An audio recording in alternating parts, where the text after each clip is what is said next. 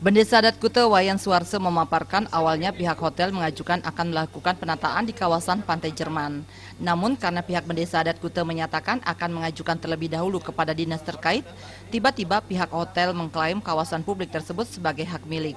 Padahal kawasan Pantai Jerman yang sebelumnya mengalami abrasi dan dilakukan reklamasi oleh Balai Sungai Bali Penida, tiba-tiba diklaim sebagai milik dari hotel, bahkan sampai menyatakan memiliki sertifikat. Kondisi ini lalu disampaikan kepada Komisi 2 DPRD Badung yang langsung melihat kondisi real di lapangan dan menyatakan akan segera mengambil langkah-langkah guna mencernihkan duduk persoalan tersebut.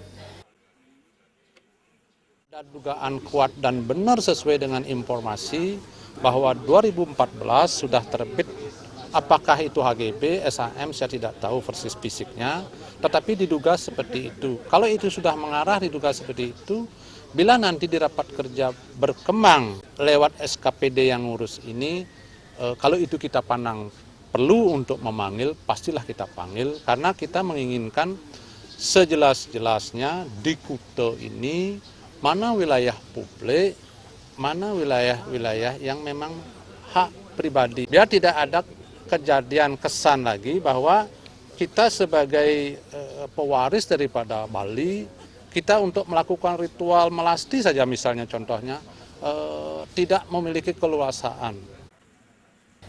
Bila persoalan ini dibiarkan berlarut-larut, maka dikhawatirkan akan menjadi contoh buruk di mana kawasan pantai akan dengan mudah dicaplok oleh para investor.